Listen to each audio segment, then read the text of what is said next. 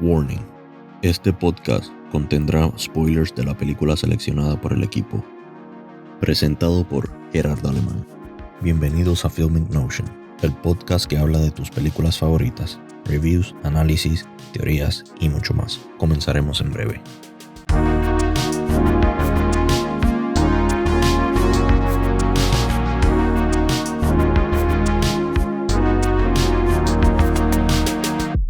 Hola, y vamos a estar analizando la película Killers of the Flower Moon con la actuación de Leonardo DiCaprio, Robert De Niro, Lily Gladstone, Jesse Plemons, Tantoo Cardinal, Brendan Fraser, John Lingoth, Scott Shepherd, entre otros. Aquí estamos en otro episodio de esos que veo películas durante el fin de semana y las discuto para ustedes. Killers of the Flower Moon es una película de drama criminal épica de Estados Unidos del año 2023. Dirigida por Martin Scorsese a partir de un guión que coescribió con Eric Roth, basado en el libro de no ficción de 2017 del mismo nombre de David Grant. La historia gira en torno a los extraños asesinatos de nativos americanos Osage que cometieron en la nación de Osage, Oklahoma, durante la década de 1920, y esto puede estar relacionado con el petróleo que se descubrió en esas tierras. Martin Scorsese se dio a la tarea de pasar varias horas con Chief Standing Bear para asegurarse que la historia se contara de la forma más auténtica posible. La película dura 3 horas y 26 minutos y se estrenó por primera vez en Cannes en el 2023, donde recibió una ovación con todo el mundo de pie. Aunque el papel de Tom White, el agente principal del FBI, fue escrito para Leonardo DiCaprio, DiCaprio presionó para que su papel lo cambiaran al sobrino del antagonista de la película, que este es el papel que hace Robert De Niro. Como resultado, entonces Jesse Plemons fue elegido para hacer el papel de Tom White y DiCaprio pasa a ser Ernest Buckhart. El nombre de la película sale del Old Farmer's Almanac. Ellos empezaron a publicar los nombres de las lunas llenas en la década de los 30. Y este almanaque registró el nombre dado por la tribu nativa americana a la luna llena en mayo con el nombre de Luna de Flores o Flower Moon, por todas las flores que florecen en América del Norte, y esto es indicativo de la abundancia y la llegada de la primavera después del invierno.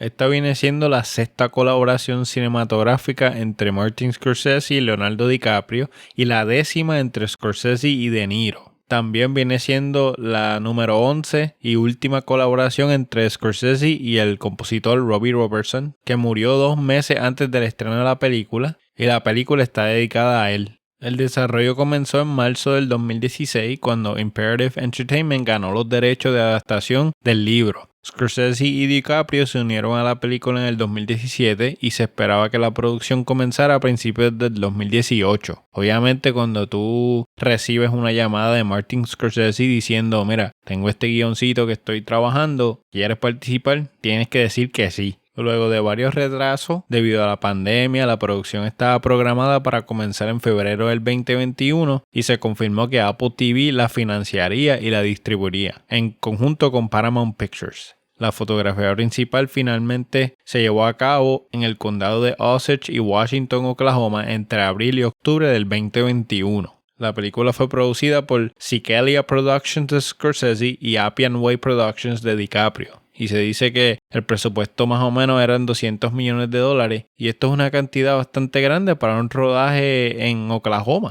Killers of the Flower Moon se estrenó en el Festival de Cannes número 76 el 20 de mayo del 2023. Fue estrenada en los cines el 20 de octubre del 2023 por Apple TV bajo su sello. Apple Original Films junto con Paramount Pictures lograron proyectar la película en varios formatos, entre ellos IMAX. Killers of the Flower Moon recibió 10 nominaciones en los premios de la Academia, incluyendo Mejor Película, Mejor Director, Mejor Actriz, Actor de Reparto, Mejor Diseño de Vestuario, Mejor Canción Original, Mejor Música Original, Diseño de Producción, Mejor Edición y Cinematografía, pero no ganó ninguno. Lily Gladstone se convirtió en la primera actriz indígena americana nominada al Oscar por su papel de Molly Buckhart.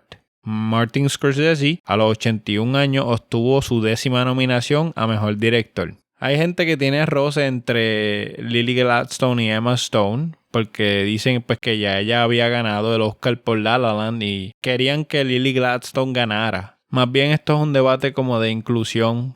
Muchos comentan que se perdió la oportunidad, mientras que otros consideran que Gladstone merecía más el premio que Emma Stone. Las dos hicieron un excelente trabajo. Estoy bien contento que Emma Stone ganó, pero no me molestaba si Lily Gladstone también ganaba. No es nada de inclusión de razas o nada por el estilo. Es más bien un trabajo de actuación y decidieron irse por Emma Stone. No hay problema. Habrá más películas que ella a lo mejor podrá ganar en algún momento. Pero se reconoce su talento. Porque al estar nominado, pues ya se te abrieron 8 puertas más. Ahora vas a empezar a trabajar en otras cosas. Tenían un budget de 200 millones y al momento de esta grabación han recaudado 157 millones.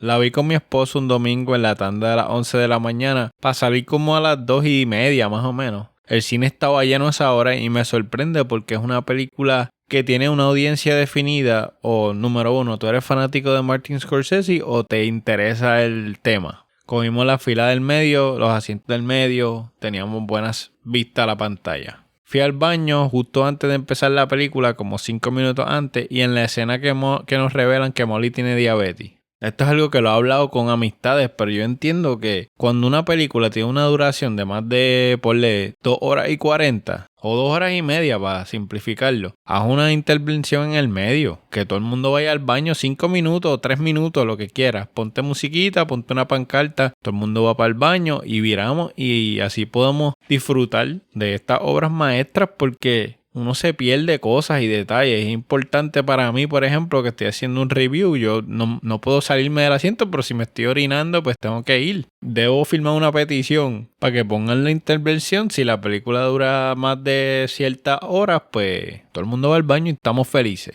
La segunda vez que la vi ya fue en mi casa, por streaming, en un 65 pulgadas, home theater. No la vi completa, solamente vi algunas escenas para sacar detalles de la historia y estar seguro de los datos que ya había apuntado en la libreta. Añadirle un poco más. Si hacemos un movie summary, cuando se descubre petróleo en Oklahoma, en la década de los 1920, bajo tierra en Osage, el pueblo Osage es asesinado hasta que el FBI interviene para desenmascarar este misterio. Empezamos la película con una ceremonia realizada por la tribu de nativos Osage para enterrar una pipa de paz. Esta pipa representa la paz, la amistad, y ya ellos la han fumado para sellar un pacto o tratado. Ellos ofrecen oraciones y realizan un compromiso ceremonial. La pipa también es un símbolo de autoridad tribal y el abanico de plumas de águila lo representa. La pipa se utiliza históricamente para marcar la guerra y la paz, así como el comercio, la toma de decisiones y política. Expresan su pensar porque el hombre blanco ha llegado a su tierra y porque sus descendientes eventualmente serán expulsados de sus hogares. Tenemos este beat viendo el ritual y se ve la preocupación de los Osage. Poco después, un grupo de hombres descubren un depósito de petróleo y los Osage se convierten en las personas más ricas del país. Cue la música, sabemos que estamos viendo una película de Martin, sonrisa en la cara automáticamente para mí y los podemos ver a ellos celebrando por este descubrimiento. Sin embargo, no pasa mucho tiempo antes de que otras personas intenten aprovechar su ganancia, como ellos mismos habían dicho con la llegada de la gente blanca. Nos introduce en esta escena nuestro personaje principal. Después de la Primera Guerra Mundial, Ernest Buckhart, que es Leonardo DiCaprio, llega a la nación Osage en Oklahoma y va en busca de su tío para que lo ayude, William King Hale. Y aquí tengo una observación. Tenemos una toma aérea que nos enseña las tierras de Willy y tiene tierra y ganados como es. Se nota que él ha generado un capital bastante grande. King o Uncle, como él quiere que lo llamemos de cariño, es una figura influyente en la zona, ha hecho su propia riqueza a través de negocios, sus trabajos como ayudante del sheriff lo han ayudado a conseguir buenas conexiones. También vemos el hermano de Ernest que se llama Byron, él vive en la zona. Uncle le informa a Ernest sobre la riqueza de los Osage y cómo él debe aprovechar la oportunidad para sacar provecho de ella. Sutilmente lo convence y le da hasta un libro para que aprenda de la cultura y le afirma que ellos son los que tienen el banco virado. Aquí les traigo un dato real. La nación Osage se hizo rica a principios del siglo XX debido al descubrimiento de petróleo y todos los miembros de las listas tribales, que son aproximadamente 2.229, para el año 1907 tenían derecho a una parte igual de regalías del petróleo y esto se le llamaba head right. los pagos podrían ascender hasta $13,000 al año por persona, o el equivalente a aproximadamente $232,000 actualmente en el 2024. La nación Osage tiene aproximadamente 20,000 miembros inscritos, 6,780 de los cuales residen en el área de la tribu en el 2023 todavía. Ya con estos números podemos entender por qué los hombres blancos estaban detrás de los nativos. A medida que se desarrolla la historia, varios miembros de Osage son asesinados sin que se realice ninguna investigación. Y aquí tengo una observación. Esto es algo que la película crea énfasis en enseñarnos sin ninguna censura, para así crear conciencia e intriga de todo lo que está pasando. Nos enseñan aproximadamente 6 asesinatos donde todos terminan misteriosamente sin investigación. El más chocante es una que matan a una mamá y cuando llegan a una investigación con el sheriff termina siendo un supuesto suicidio. Los asesinos se llevan a un bebé. Yo me imagino con la intención de venderlo o tratar de sacar algún capital. Otra cosa en términos de historia es que esta película te plantea ya a los 20 minutos lo que está pasando. Los culpables son los hombres blancos que trabajan bajo las órdenes de Papi King y están tratando de tomar el control de las riquezas de estos nativos. Aquí tenemos la introducción del personaje de Molly. Molly Kyle vive con su madre Lizzie Q, mientras que sus hermanas Anna, Rita y Minnie también viven en la ciudad. Ernest conoce a Molly cuando consigue un trabajo como taxista y comienza a llevarla como cliente. Aquí tengo una observación. Podemos notar que Ernest la mira de vez en cuando y de cuando en vez, pero no hace nada hasta que King le menciona que ella es full blood, que está soltera y que él cree que él debería aprender de esta cultura y enamorarla para que goce de su dinero. ¿Qué significa ser full blood? Ser Osage de pura sangre significa tener ascendencia Osage completa sin ninguna otra raza mezclándose. Por poner un ejemplo mío, pues mi papá es de Puerto Rico, mi mamá es de Puerto Rico, pues yo soy Puerto Rico full blood. Después de que su tío como que le despierta esta observación en Ernest, él la empieza a ver diferente, realmente desarrolla sentimientos por Molly hasta que pues finalmente se casa con ella. Durante la boda, Hale nota que Minnie está triste y le habla. Y aquí tengo otra observación. Mientras vi esta película por primera vez, no tenía idea de lo que estaba pasando, pero ya cuando nos adentramos a la trama, me entero de que ella estaba triste y en baja porque su esposo la estaba envenenando. Y esto es algo que nos enteramos según nos van dando más información. Pero pues yo estoy de atrás para adelante para completar las piezas del rompecabezas. En la próxima escena nos dicen que Minnie murió en algo que los médicos determinaron una enfermedad debilitante. En 1918, probablemente pues como les dije fue envenenamiento. Y esto lo confirmamos más adelante cuando King le da una botella para que se la mezcle con la insulina y así Molly está tranquilita, como él dice. Y esto me da mucho coraje. Hay gente mala y avariciosa en este mundo. Después de la muerte de Minnie, misteriosamente está afectando a la familia. Lizzie muestra preferencia hacia Anna. Ella es alcohólica, es un poquito problemática, rebulera y tiene un arma siempre en su cartera para defenderse. Durante el funeral de Minnie, Lizzie le dice a Molly que ella vio un búho volar a su habitación y esto significa como una premonición de muerte. Días después, encontraron a Anna asesinada con un disparo en la cabeza. Los médicos de la ciudad, que también están trabajando para King, desmiembran el cuerpo de Anna para supuestamente encontrar la bala y así los muchachos que dispararon quedan libres de pecado porque ellos inventan una excusa. El gobierno también está trabajando con King, es todo un plan siniestro. King emplea un grupo de criminales incluyendo a Blackie Thompson, Henry Grammer, Kelsey Morrison y R.C. Kirby para llevar a cabo los asesinatos de algunos de los miembros.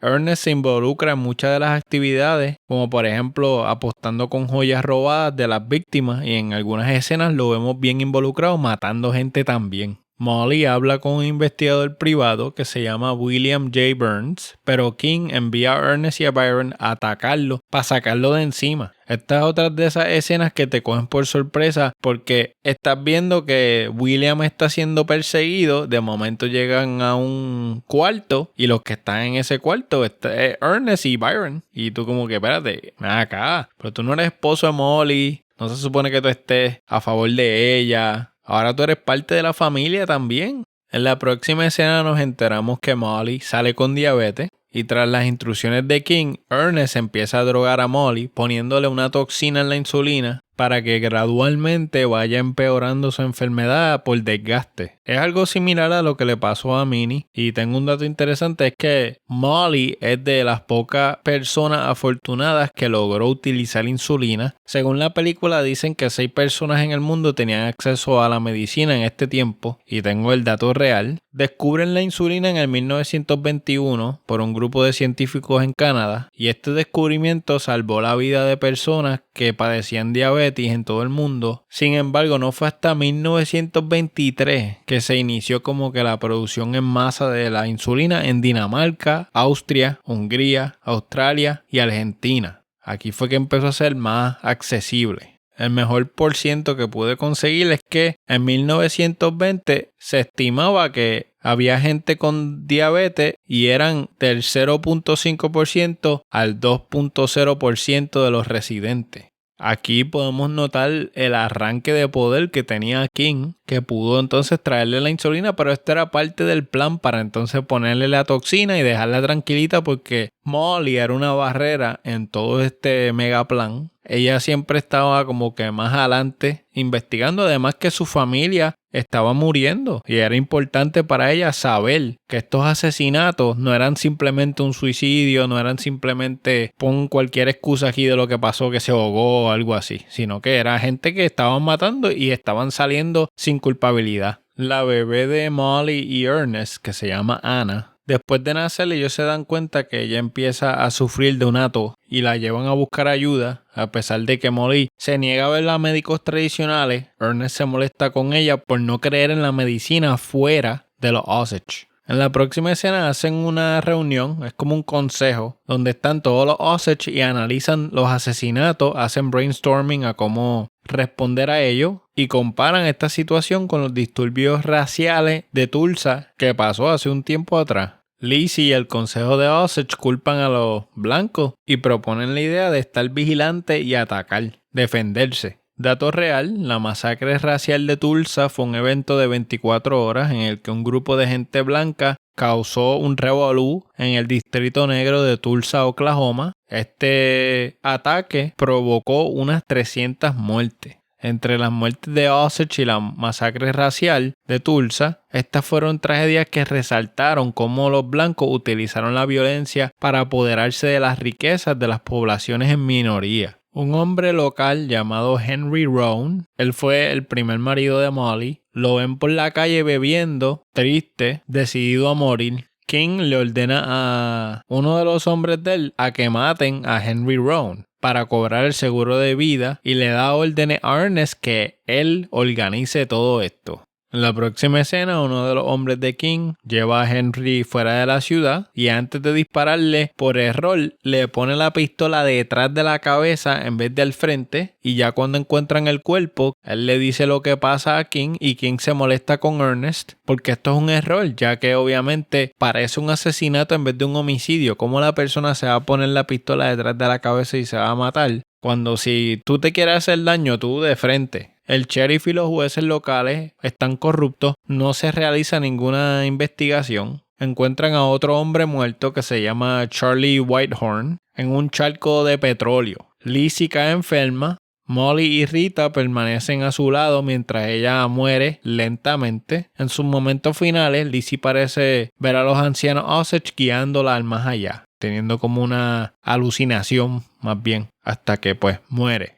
En la próxima escena, una explosión despierta a todo el mundo. Mientras Ernest y Molly están durmiendo, se dan cuenta que la casa de Rita fue la que explotó. Se forma el salpa afuera, todo el mundo corre hacia allá. Vemos al esposo de Rita también, a Bill. Y este Bill, él era el que estaba casado con Minnie y encontró el amor en su hermana Rita porque hay que seguir chupando. De algún lado mantenerte vivo sobreviviendo. Ernest entra a la casa para investigar lo que está pasando y encuentra a Bill suplicándole que lo mate porque está bien herido. Encuentra a Rita que está muerta con la cabeza a bola. Ernest regresa a la casa para confirmarle a Molly lo que pasó y le dijo que Rita no sobrevivió, que Bill está bien herido, casi moribundo. Ella empieza a llorar, pero en agonía a gritar. Y tengo una observación, esta es una escena bien emocional porque Molly lo ha perdido todo y sigue perdiendo. La salud de Molly se deteriora poco a poco. Ella empieza a ver alucinaciones de el mismo búho que vio su mamá.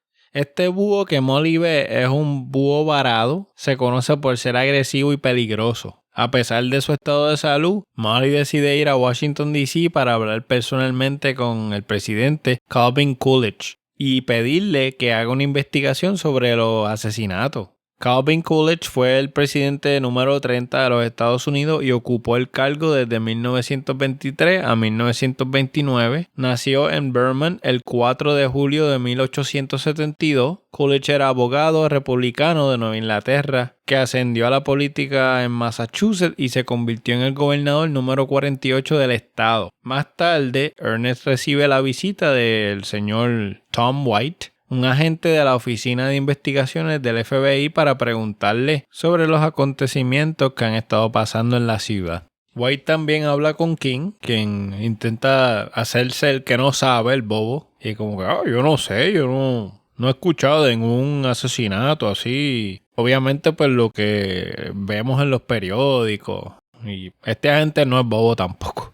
Aquí King se desespera y empieza a cubrir su huella, haciendo que maten a algunos de los hombres que han asesinado a miembros de los Osage, tendiéndole trampa a uno de ellos para que entre ellos se maten, diciendo, mira, este fue el que llamó a este agente o hizo esto y tú vas a caer en la redada si no lo matas. Y entre ellos pues se mataron 2 o 3, pero al final pues no tuvieron tanto éxito porque White poco a poco va recopilando información, descubre la verdad y arresta a Ernest y a King. La salud de Molly se deteriora hasta el punto de que los agentes tienen que intervenir y brindarle atención médica correctamente, permitiéndole sanar y volver a su estado normal. Durante ese tiempo, Ernest toma parte de la toxina para sí mismo y sufre los efectos mientras lo están interrogando. Observación, esta escena es genial porque vemos el efecto de la toxina en Ernest y no la está pasando bien. Eso mismo, Molly lo estaba pasando. Los tiros de cámara y edición te hacen sentir lo que Ernest está sintiendo en su cabeza. Buenísimo trabajo en esta secuencia. El abogado de King, W.S. Hamilton, intenta convencer a Ernest a que diga que fue golpeado y torturado para no poder testificar en la corte, con la amenaza de hacerle daño a él y a su familia si se niega a seguir las instrucciones de King. Lo más triste es que él le cuenta estas mentiras a Molly como que es verdad. Este tipo se deja manipular por el tío, por todo el mundo básicamente. Su bebé Anna muere trágicamente a causa de la tosferina y esto podemos ver que causa un efecto negativo en Ernest. Lo vemos como que le dolió. Acaba de perder a su hija. Esta enfermedad de la tosferina también se conoce como tos convulsiva. Es una infección bacterial altamente contagiosa y afecta a las vías respiratorias. Es causada por la bacteria Bordetella pertussis que se encuentra en la boca, la nariz y la garganta. Cuando una persona está infectada, bendito, una bebé no puede respirar con esto. Al White darle la noticia que Anna murió, Ernest toma la decisión de entonces virar la tortilla y testificar en contra de su tío y de todo el mundo que estaba bajo esta conspiración o este plan. Durante el juicio, Ernest habla con el fiscal Leeward y le revela que su tío lo obligó a cometer crímenes contra los Osage, específicamente contra Molly y su familia, para sacar provecho de sus riquezas. Cuando Leeward le pregunta a Ernest si King le había ordenado casarse con Molly para acercarse a ella, Ernest lo niega y le dice que él realmente se enamoró de ella y se casó por amor. Molly, al terminar, ¿verdad?, esta audiencia, habla en privado con Ernest y le pregunta si él está diciendo la verdad.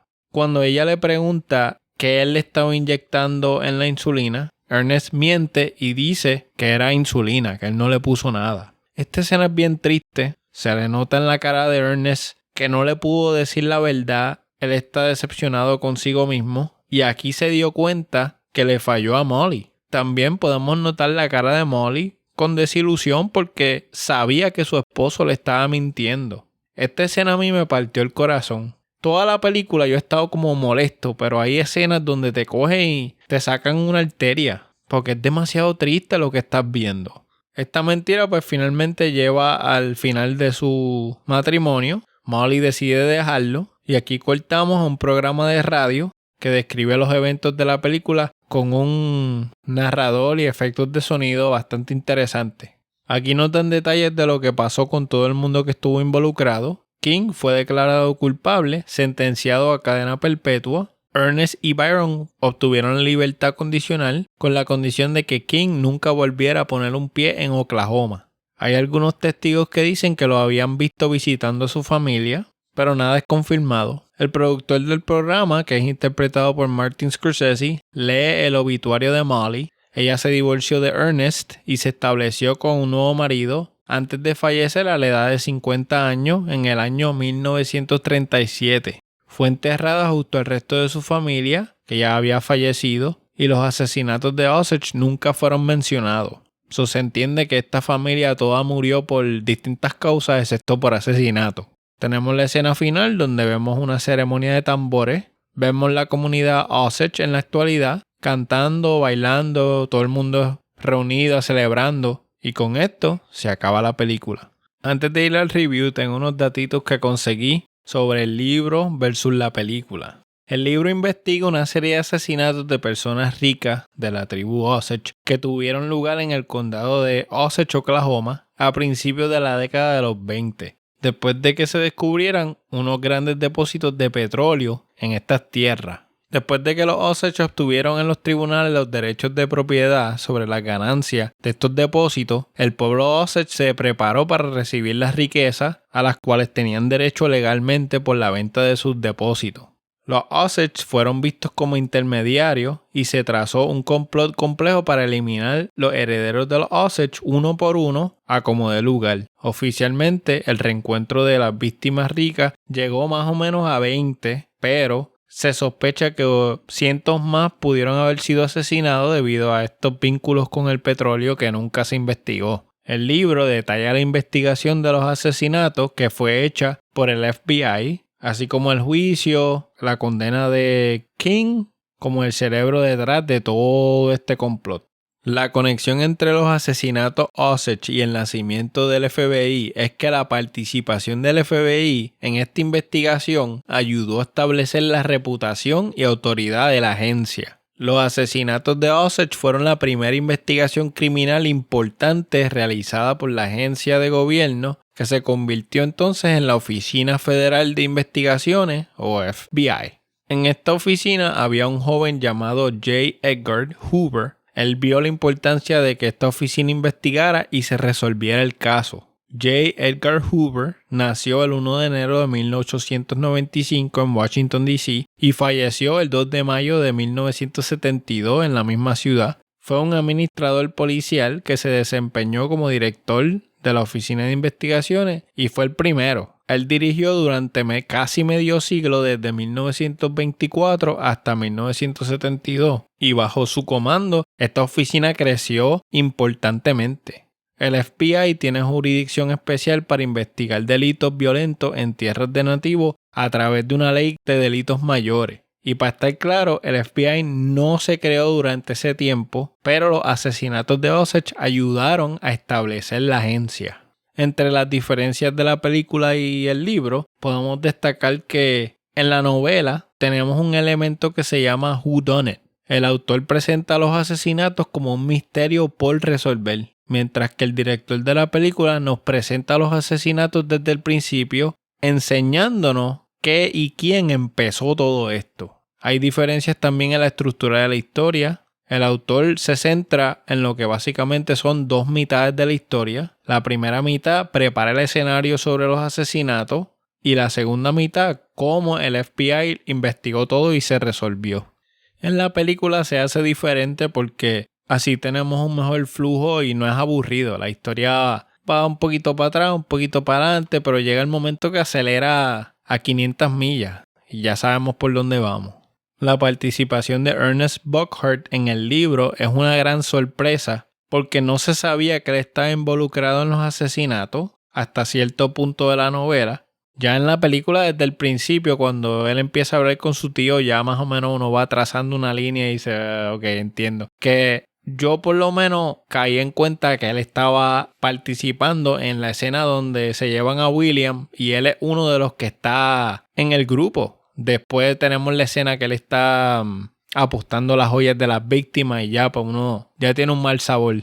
Hay similitudes que sacaron de la novela que están presentes en la película. También podemos hablar de la participación del grupo de los nativos. Ellos emplearon gente de Osage para trabajar en la producción, incluyendo el diseño de vestuario, escenografía y consultoría lingüística. Así lograron mantenerse fiel a la historia. Si usted está interesado en aprender más sobre el tema, pueden buscar información en los libros como The Osage Indian Murders, The True Story of a 21 Murder Plot to Inherit the Headrights Wealth of the Osage Tribe, de Lawrence Hugan, y The Osage Murders and the Birth of the FBI, por David Grant. También hay documentales como The Osage Murders de PBS y The Reign of Terror. Además, pues que tenemos el Museo de la Nación Osage en Pawhuska, Oklahoma. Ellos tienen exhibiciones y recursos sobre la historia de la nación. Vamos ahora a lo que a ustedes les gusta y tengo aquí cuántas pipas de paz vamos a enterrar para que no haya ningún problema. Vamos a enterrar 10 de 10.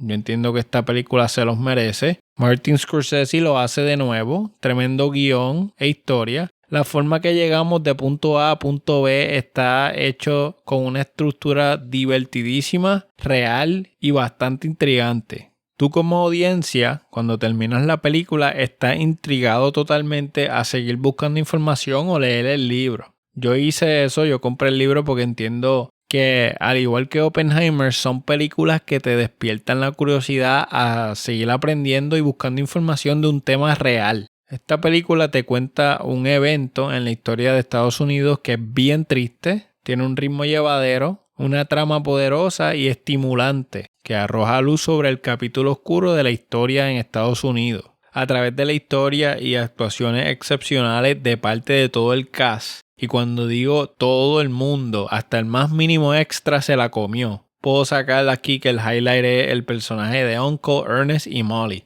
El personaje de Uncle fue mi favorito por ser un manipulador y avaricioso. Ernest siguió las instrucciones de su tío hasta darse cuenta de su propósito y terminó diciendo la verdad, aunque no completamente, porque como quiera le mintió a su esposa, pero lo suficiente para hacerlo pagar.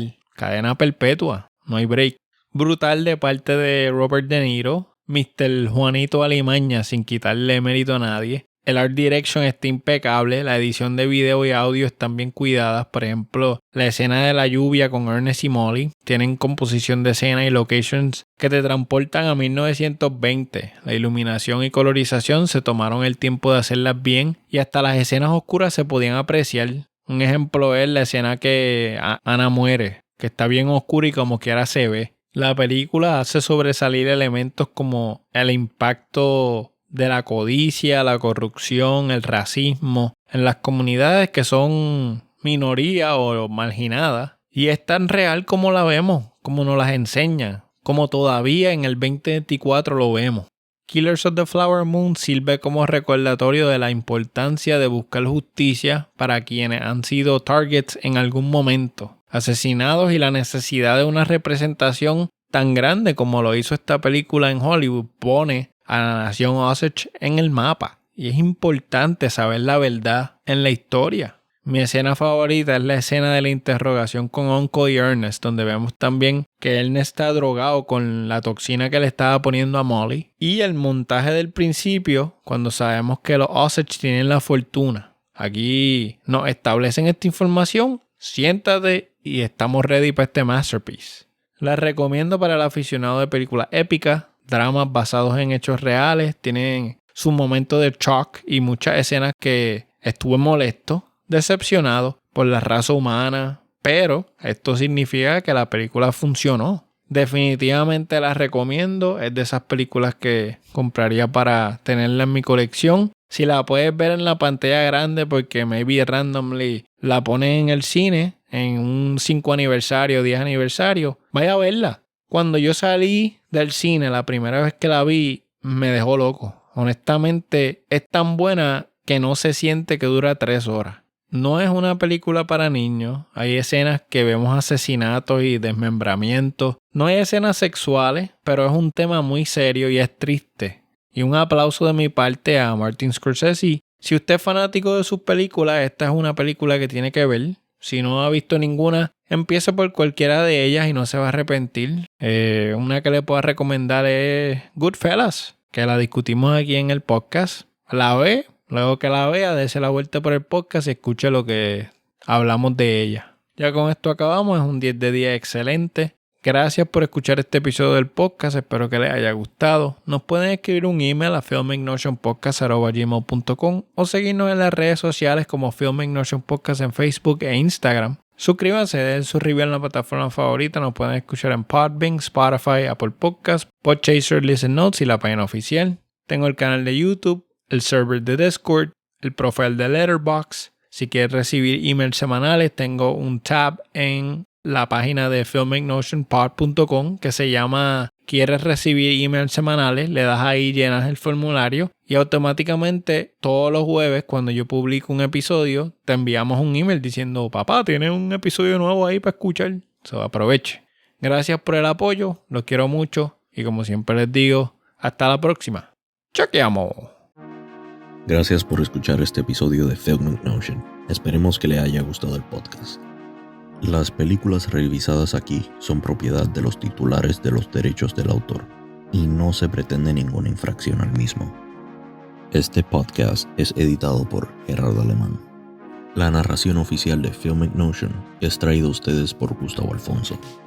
Nos pueden seguir en las redes sociales en Facebook como Filmic Notion Podcast.